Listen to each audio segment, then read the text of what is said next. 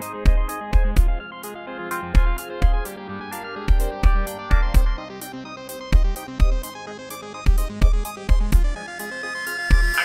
I got to say. Hello, internet fans. It's your old pal Rotten Roger DeMarco here from RepulsiveReviews.com. This week, we're going to talk about Sam Raimi's 2009 film, Drag Me to Hell. It had a $30 million budget, was rated PG-13, but before we get into the meat of everything, first, let's take a look at Ryan Rogers' Splatter Facts. We have 3 dead bodies. We have 0 titties. It's a PG-13 movie. The methods of death include, but are limited to, dragging to hell. So the plot is basically this. Christina is a loan officer, and she's trying very hard to climb the ranks and get a little bit more responsibility. She's trying to show her boss that she's got what it takes. She denies a loan for a crazy gypsy woman, who then puts a curse on her and gives her 3 days to live. That's pretty much it. But it's not all there is to it, because this is Sam Raimi and he's insane. I also have to say that when I first saw this movie, I hated it. I could not stand this movie. I was so mad that this even existed. And then I let it sit on my shelf for a good year. I went back, and when I watched it, a friend of mine told me, watch it like you watch Evil Dead 2. So instead of going in and thinking it was a straightforward horror film, I watched it and had all the Sam Raimi isms fresh in my mind. And this became one of my favorite films. This movie is so fun, it's so over the top. The only thing it's missing is Bruce Campbell. To be honest, it's crazy. She pukes out a cat. This movie has a lot of puking. This movie is so over the top, it's not even funny. Actually, it's very funny. So ridiculous. Also, apparently, Christina used to be a big fat girl. They make a bunch of references to this, and so she's trying to be skinny and whatever. She was the pork queen in 1995, and they love to throw that out at you. She's the pork queen. I'm not so sure why that's an insult. She was a champion at something, probably more champion than you've ever been. Oh, and she also apparently had a lisp.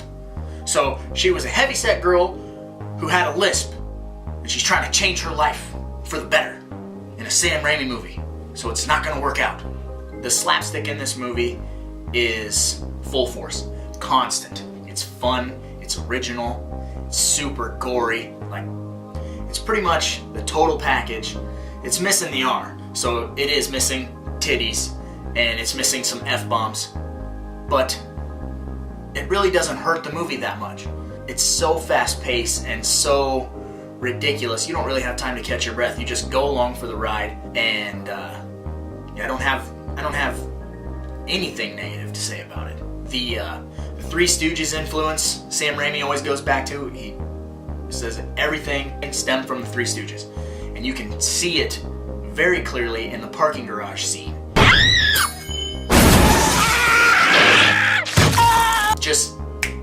It's so rapid fire, it's so Evil Dead. It's just 100% Sam Raimi. Nobody makes films like him. Sam and his brother Ivan Raimi, they apparently wrote this in 1992. But it just had to sit because of all the other projects they were involved with. You know, Darkman and etc. It just got put on the back burner, and they didn't think they were going to get it made. Actually, Ellen Page was cast for the role of Christina, but she backed out so she could star in the movie Whip It. I think she's a rollerblader in that movie. Don't know, haven't seen it, but you know what I have seen? Drag Me to Hell. You fucked up. The critics accuse this film of being very misogynistic, and to that, I say, shut up. You're wrong. Christina is a badass in this movie. She's almost as badass as Ash. She kicks some ass, she does what she has to do, and she thinks she has everything figured out. Does she? I don't know, you should watch. Spoiler alert, she doesn't. One more thing. The dinner scene in this movie is they really up the gross out factor. It's very reminiscent of Peter Jackson's dinner scene in Dead Alive. If you haven't seen Dead Alive, you should run out and make that a reality. You should see it. It's probably the grossest movie of all time. But I'm not reviewing that. I'm reviewing this. They're the same. They're gross.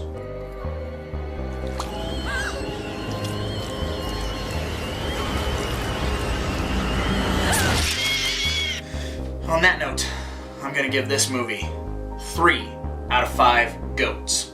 Bah, bah. Because, after all, there's a lot of movies out there.